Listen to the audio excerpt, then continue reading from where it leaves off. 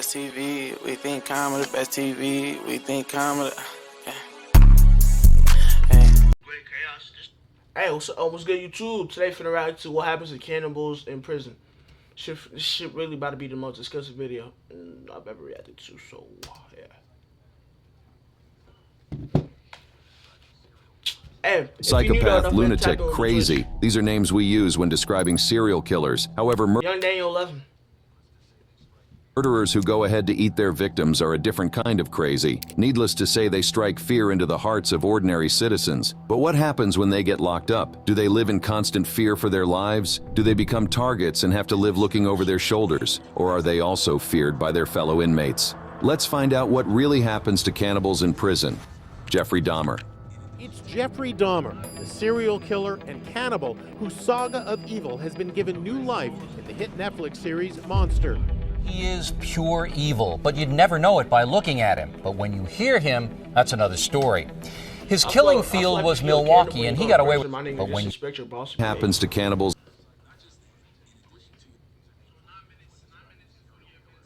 psychopath, lunatic, crazy. These are names we use when describing serial killers. However, murderers who go ahead to eat their victims are a different kind of crazy. Needless to say, they strike fear into the hearts of ordinary citizens. But what happens when they get locked up? Do they live in constant fear for their lives? Do they become targets and have to live looking over their shoulders? Or are they also feared by their fellow inmates? Let's find out what really happens to cannibals in prison. Jeffrey Dahmer. It's Jeffrey Dahmer, the serial killer and cannibal whose saga of evil has been given new life in the hit Netflix series Monster. he is pure evil, but you'd never know it by looking at him. But when you hear him, that's another story. His killing field was Milwaukee, and he got away with murder for more than a decade. Jeffrey Lionel Dahmer is arguably the most famous cannibal in history. From his nickname, I can't even say 12 right. That's fucking crazy. For 12 years, y'all let an innocent white dude. That's why I don't be trusting white niggas like y'all. Y'all niggas do too much, bro. If a white nigga tell me come in the house and y'all niggas finna, like, that nigga got a knife and everything, bro, 100% trust I'm not going in there. I'm not a dumbass. Like, shit tough. his nicknames, Milwaukee Cannibal or the Milwaukee Monster, it's clear as day that he caused the residents of Milwaukee sleepless nights. With 17 deaths to his name, Jeffrey Dahmer could only be described as a heartless monster. So who exactly was Jeffrey Dahmer? What triggered him to become the monster that he turned out to be? How was he arrested? And what was his life in jail like? Jeffrey Dahmer was born May 21st, 1960 in Milwaukee, Wisconsin. Much has been said about his parents and their possible role in creating the monster that everyone now knows. His dad, Lionel Herbert Dahmer, was a chemistry student and later a research chemist. During most of Dahmer's childhood, his dad's studies kept him literally made a horror movie of himself. Shit tough.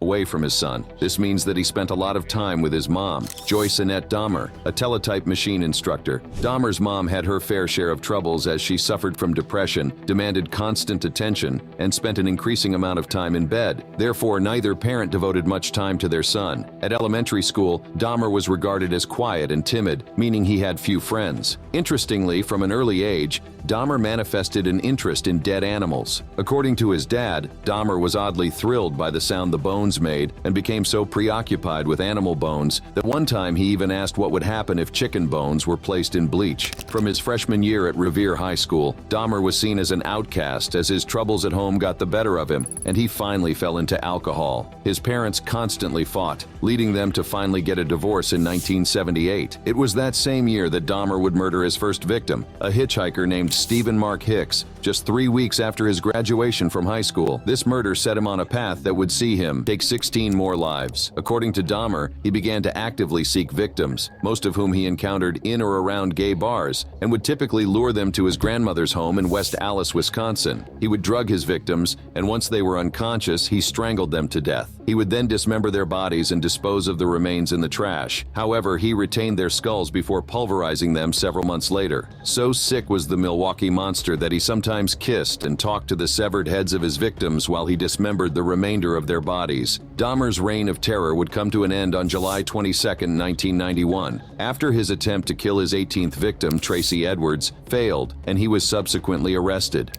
Milwaukee police found body parts in a north side Let's apartment. get to the point. Let's get to the goddamn point. They've uncovered some kind of death factory. Police found parts of bodies, leading them to believe the man they arrested is a mass murderer. Surprisingly, Dahmer waived his right to have a lawyer present throughout his interrogations, adding he wished to confess to his crimes. According to him, he had created this horror and wanted to do everything to put an end to it. The Milwaukee Monster even confessed to having consumed the hearts, liver, biceps, and thighs of some of his victims. Dahmer was charged and Nigga, I'll be damned, nigga, if a nigga eat my heart. What the fuck? So you eat my heart, my leg, and my bicep, bruh? At that point, nigga, what? Bro, that shit's disgusting.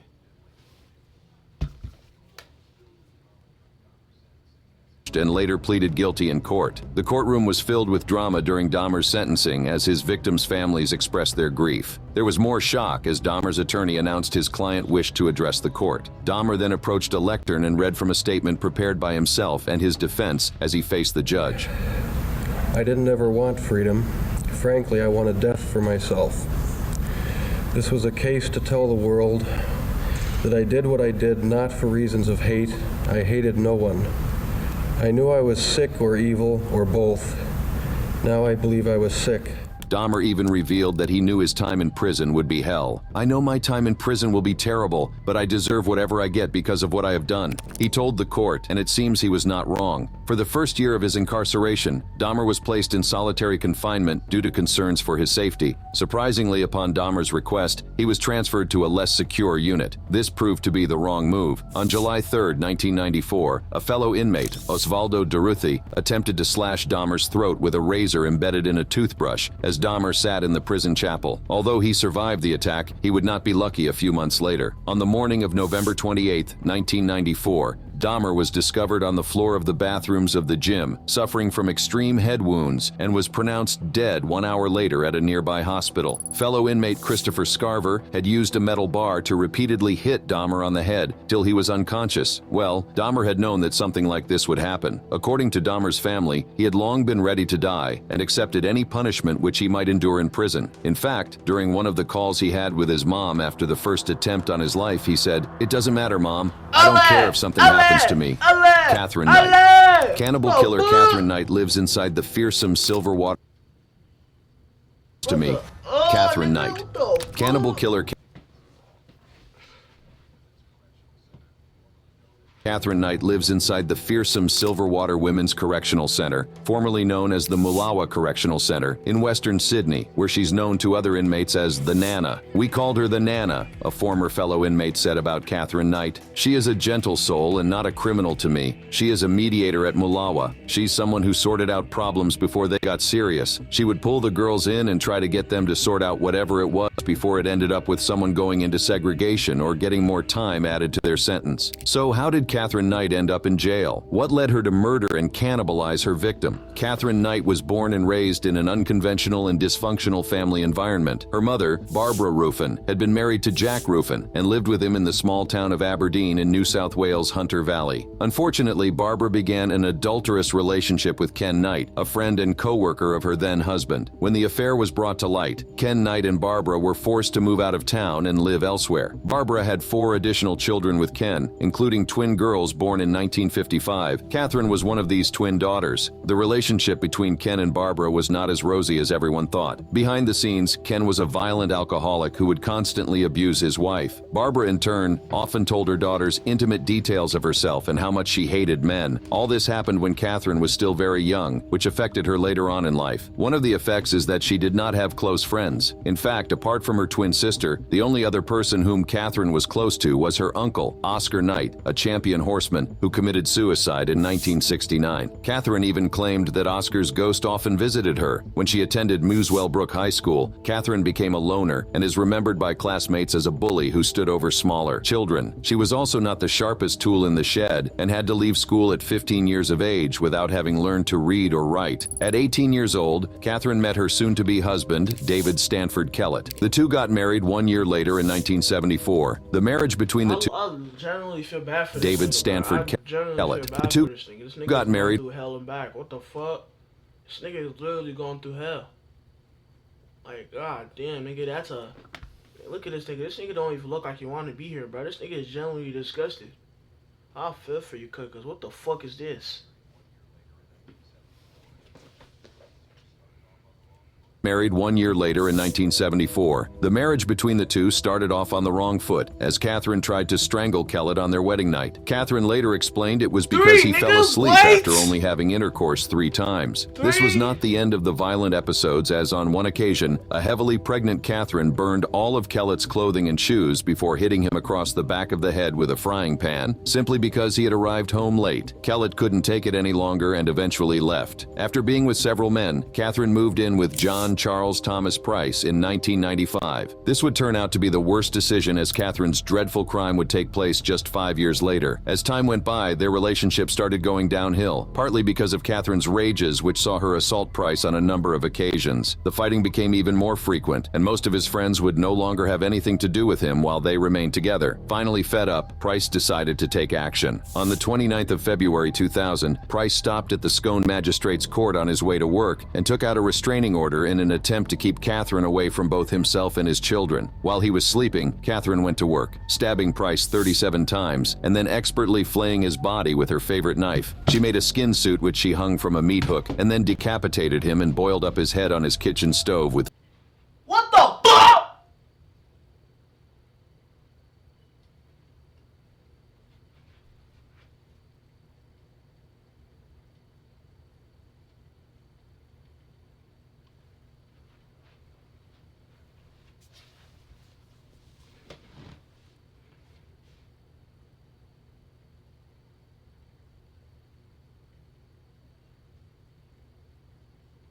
What the actual fuck?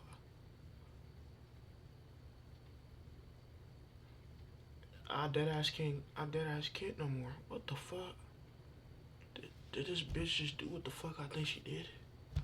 Let me see my phone real quick. I think I got new notifications. Alright, nigga, we good. Come on, let's go. She was nasty though. I don't even know how I even did all that scream shit. That bitch was excessive. With vegetables and gravy. She even set plates with the names of Price's children, as she planned to serve his body parts to his children. Catherine's initial offer to plead guilty to manslaughter was rejected, and she was charged with murdering Price, to which she entered a plea of not guilty. However, as the jury was being selected, Catherine changed her plea to guilty, and the jury was dismissed. Subsequently, Supreme Court Justice Barry O'Keefe handed Knight a life sentence, with no chance of ever being released. Being the first woman killer to be given life without any possibility of parole, the story gripped the nation that even a book about her was written. The book, Green is the New Black, even details her life inside the fearsome Silverwater Women's Correctional Center. As it turns out, the prison officers never take their eyes off her, and she's not allowed near knives. In fact, she can't even have a cellmate in case she kills again. Catherine was stuck in a factory every day, from 8 a.m. to 1 p.m. making headphones. She's said to be one of the best workers in the headphone factory and commands the top wage. However, according to the book, 4 guards flank her, watch her every move, and are with her every day. Surprisingly, her behavior behind bars is totally different from what she was in the outside world. She would stop girls stealing from each other and stop girls from fighting, but she never did it by standing over anyone. She never raised her hands to anyone. She was just someone who everyone loved. One inmate said about Catherine, while the inmates love and adore her, the prison guards have a different take on her. She's the top boss of the jail, one officer said. She takes no crap from anyone and absolutely gives it to the guards. If you come in to search her cell, she will stand in front of you with a smug face and scream at you. One thing is for sure, it does seem like a bad idea for anyone to mess with her. Armin Maves. The story of Armin Maves is unlike any other cannibal out there. He was not a murderer like the others on this list. His story is one that shook many back in 2001 and sparked off a fiery debate. Armin was born on the 1st of December 1961 and was the only child of Waltrud Maves. He had 2 older half-brothers from his father's previous relationship with another woman. Unfortunately, his father abandoned him when he was 8, leaving him to be raised by his mother. Armin described himself as feeling very lonesome after the family had fallen apart. In his adolescent years, he became fascinated by the German fairy tale, Hansel and Gretel. This fascination would eventually lead him to commit an unthinkable act that would see him spend a lifetime in prison. For extra context, in the fairy tale, Hansel and Gretel are siblings who are abandoned in a forest and fall into the hands of a witch who lives in a gingerbread and candy house. The witch, who has cannibalistic intentions, intends to fatten Hansel before eventually eating him. However, Gretel saves her brother by pushing the witch in. witch who lives in a gingerbread and candy house. The witch, who has cannibalistic intentions, intends to fatten Hansel before eventually eating him. However, Gretel saves her brother by pushing the witch into her own oven, killing her, and escaping with the witch's treasure. While most children would marvel at the heroics displayed by Gretel to save her brother, Armin's attention was captured by the witch. Something about her wanting to eat the small boy fascinated young Armin, who would harbor the desire to replicate the witch's habit into his adult life. There was just one problem. Armin was not a killer. He did not have it in himself to become violent to satisfy his desires. So, he did the only thing he knew could work. He decided to look for someone who would willingly accept to be killed, and their body cannibalized. Looking for a willing volunteer, Armin posted an advertisement on the then active website, The Cannibal Cafe, a now defunct forum for people with a cannibalism fetish. Armin's advertisement stated that he was looking for a well-built 18 to 25-year-old to be slaughtered and then consumed. Sure enough, Armin had his volunteer. Bernd Jürgen Armando Brandes, a 43-year-old engineer from Berlin, answered the advertisement in March 2001. Interestingly, many other people responded to the advertisement but later grew cold feet and backed out. Armin and Brandes met on the 9th of March 2001 in Armin's home, where they agreed to film the entire gruesome ordeal. They started with Brandes swallowing 20 sleeping pills and a bottle of cough syrup. The two then agreed to cut off Brandes' for them to eat it together. Brandes and— Oh fuck no. No, no, no, no, no, no, no, no, no, no, no, no, no, no, no, no, no, no. Bro, if I wasn't doing this shit because I love doing this shit, bro, I generally would have stopped doing this shit from a long time ago, bro. Cause what the fuck did this nigga just say? Both of y'all niggas both ganged up to eat a nigga dick, bro. What the fuck? Y'all niggas don't feel any disgust, bro. What the fuck? Y'all niggas ate another nigga dick, bro. Y'all niggas really just ate another nigga dick. What the fuck, bruh? I can't say that. I can't even post it on my TikTok because that thing is a little too much, but damn. Y'all niggas ate. What's good? To film the entire gruesome ordeal, they started with Brandes swallowing 20 sleeping pills and a bottle of cough syrup. The two then agreed to cut off Brandes' for them to eat it together. Dick, I swear to God, y'all niggas are not, y'all niggas already dead though, I already forgot. But if whoever like chooses to do that, like I'm genuinely gonna let you know you are not making it to heaven. I'm genuinely letting you know. Cause you wake up one day, you cut a nigga dick up, then y'all niggas just ate that shit, bro. I'm telling you, if you ever chose to do that type of nasty shit, bro, you're not making it to heaven. You are not. You are going straight to, nigga, you finna burn, nigga. I'm telling you, you finna burn that bitch on God. That shit's like, nigga, what? For all these niggas, bro. Brandes initially insisted Armin attempt to bite the body part off. This did not work, and ultimately Armin used a knife to remove it. Brandes even tried to eat some of it raw, but could not, because it was too tough. This nigga just trying to eat his dick raw? Did you just try to eat his dick raw? Nigga, what? My lips actually too. Look at my lips.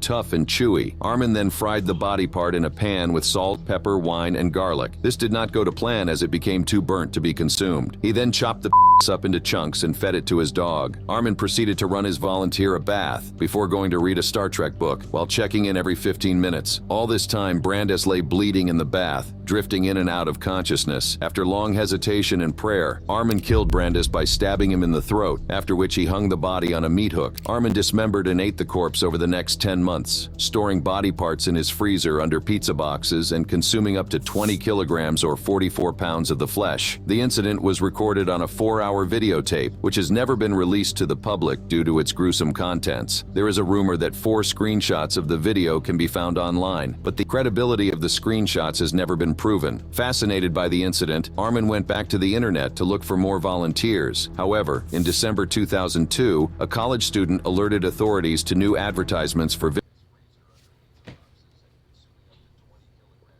body parts in his freezer under pizza boxes and consuming up to 20 kilograms or 40 court ordered a retrial after prosecutors appealed his sentence. They argued that he should have been convicted of murder because he killed for sexual gratification, a motive proved by his having videotaped the crime. The court ruled that the original trial had ignored the significance of the video in disproving the argument that Armin only killed because he had been asked to kill. More bad news followed, as at his retrial, a psychologist stated that Armin could reoffend, as he still had fantasies about devouring the flesh of young people. Now, there was no way the courts would let him go and put the public in danger. And true to that, on the 10th of May 2006, a court in Frankfurt convicted Armin of murder and sentenced him to life imprisonment. While in jail, Armin became a vegetarian and urged people like him to go for treatment, so it doesn't escalate as it did with him. Since this is a unique case, some prison rules have been relaxed for him. As of 2020, Armin has been allowed to go outside of prison for supervised excursions in disguise around town in a different state. It's crazy how much trust even guards have with him, showing that he was never a violent criminal.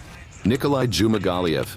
From Germany to now Kazakhstan, Nikolai Ispolovich Jumagaliev is believed to have killed and cannibalized at least 10 people, targeting mainly women. Shockingly, his atrocities were carried out in a span of only 2 years, between 1979 and 1980. Nikolai was considered by all who knew him as a well-spoken, clean-shaven gentleman who was always neatly dressed. However, he had one physical flaw that everyone who knew him would look past. He possessed white metal teeth, losing his natural teeth years before. This later earned him the nickname Metal Fang. Though not exactly a loner, Nikolai would generally keep to himself, walking around town trying to meet different women wherever he went. His favorite spot in town was near a riverbank, where he would meet a young lady and lure her into the dark end of the park nearby. There, he would then abuse the woman and finish off by hacking the body up with a knife and axe he carried at all times. However, he wasn't done yet. He would then proceed to cook up parts of his victims and eat their flesh. The rest he would bag up in a sack and take home with him. Later on, when he was discovered,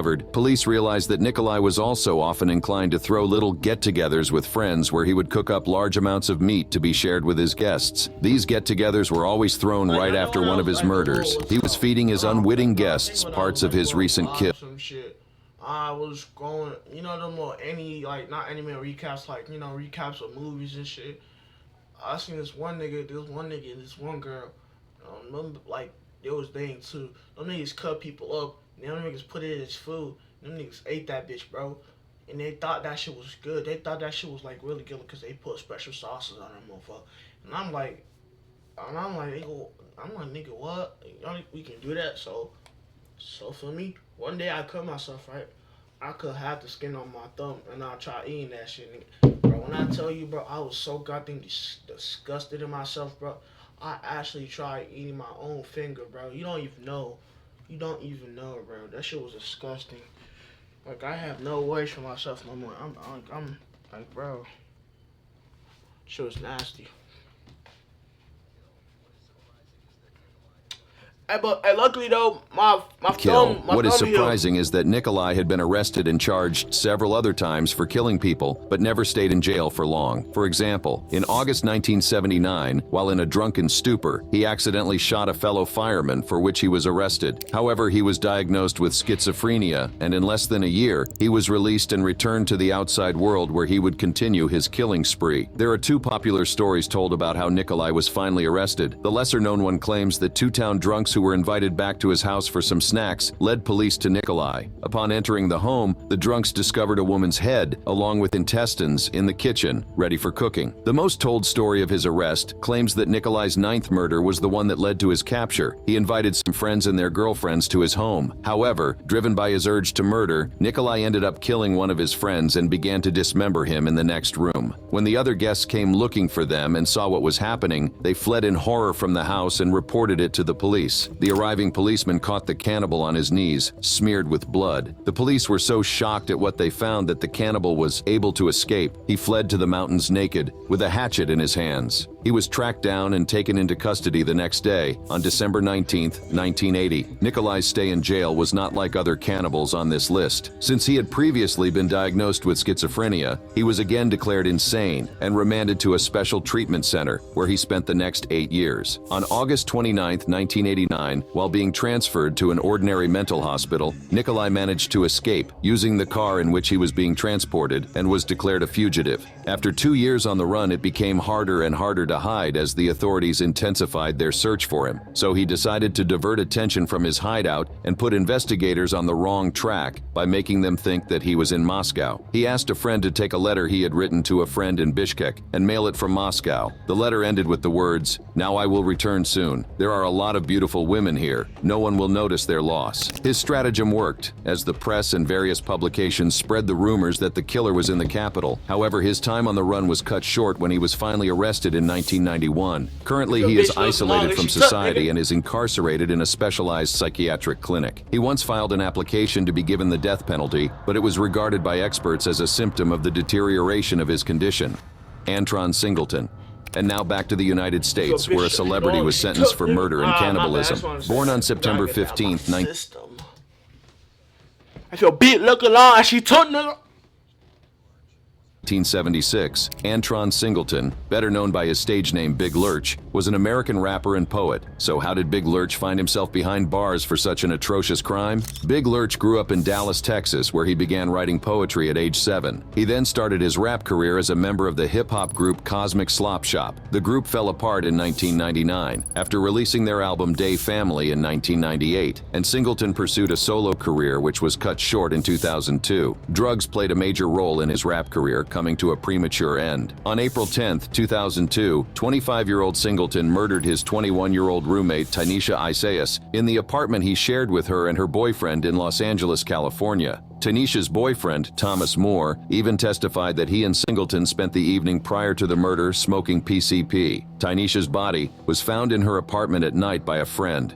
Her chest had been torn open, and a 3-inch blade was found broken off in her scapula. Teeth marks were also found on her face and on her lungs, which had been torn from her chest. The friend testified that Big Lurch was naked and covered in blood, standing on the street and staring at the sky. A medical examination performed shortly after his capture found human flesh in his stomach that was not his own. Had drugs really led the rapper and poet to kill his innocent victim? Well, PCP, also known as angel dust, is a dissociative anesthetic, mainly used recreationally for its significant mind-altering effects. PCP is known to cause hallucinations, distorted perceptions of sounds, and violent behavior in its users. Like many other drugs, PCP has been known to alter mood states in an unpredictable fashion, causing some individuals to become detached and others to become animated. PCP may induce feelings of strength, power, and invulnerability, as well as a numbing effect on the mind. Big Lurch did not have any history with violent behavior. In fact, given the industry that he was in, the rapper did not have any negative encounters with the law prior to this incident. This can only lead us to conclude that the drugs he took that day got the better of him, and he ultimately committed the unthinkable. In fact, during his trial,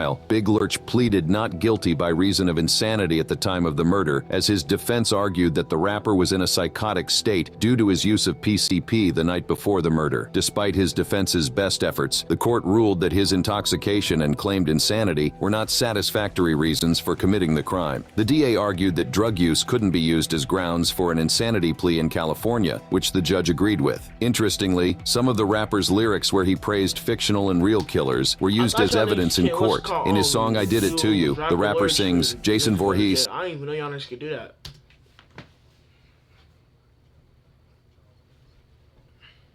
Michael Myers, Freddy Krueger, Jeffrey Dahmer, Charles Manson, and all of your friends, I'm a finsta to school ya. On November 7, 2003, Singleton was sentenced to life in prison without the possibility of parole. While locked up, Big Lurch's life has not been pleasant. While on an interview with Vlad TV, the rapper revealed that he has had numerous altercations with prison guards and even ending up in solitary confinement a few times. In 2003, the victim's mom, Carolyn Stinson, filed a wrongful death lawsuit against Singleton, his bodyguard, Stress Free Records, Death Row Records, and Isaias' boyfriend. The suit charged that the labels had provided Singleton with drugs to encourage him to act out in an extremely violent manner so as to make him more marketable as a gangsta rapper. The lawsuit claimed that part of what made a gangsta rapper marketable was the fact that they participated in violent activities. Death Row protested it had no connection to Singleton and was dropped from the lawsuit. Carolyn even believed that Tanisha's boyfriend, Forrest, set up Antron. Forrest was abusive, and Tanisha was going to leave him on the day she was murdered. According to Carolyn, Tynisha had an injury on the back of her neck from a kid's scooter, and the scooter had a bloody handprint on it, but the handprint wasn't Big Lurch's, and it wasn't brought up in court. Other evidence not used included a footprint, bloody fingerprints on doors, and a shoe at the back door. DNA evidence was gathered, but then the police lost it. The DNA did not match Antron. Carolyn believed that the condition of Tynisha's body shows that the killer hated Tanisha, and that a PCP high wouldn't cause that type of malicious murder. Big Lurch has also revealed in interviews that he believes that he was set up. He even claimed that there were young dogs at the house, pit bulls, and that police did not look at the bite marks on Tynisha to see if they were canines. His account of what happened that night leaves more questions than answers. According to the rapper, the night of Tanisha's murder, there was a party at the house and PCP was passed around. A common method of consumption, and the method used that night, was a liquid that cigarettes get dipped in and then smoked. According to Big Lurch, they kept feeding the drug to him. So much was given to him that it stood out as strange to him at the time. The next thing he knew, he woke up in jail 2 weeks later with a murder charge. He wasn't aware of his surroundings for a full 2 weeks, and he discovered that he already had a lawyer, Milton Grimes, the same man who owned the record label that he had just joined. He also discovered he was on the antipsychotic drug haloperidol, and his lawyer began to tell him that they needed to make the case look as bad as possible so that he'd be sent to a psychiatric hospital. All this, according to the rapper, was some sort of cover-up to help the real killers go scot-free while he went to prison. According to the victim's mom, the rapper didn't kill Tanisha. She believed that he was high on PCP and perhaps saw a piece of Tanisha's lung and picked it up to eat it, thinking it was a bit of food laying around. Carolyn believes he should have another trial, where all evidence is admitted. Regardless of the truth behind the murder, this story remains one of the most gruesome in hip-hop history.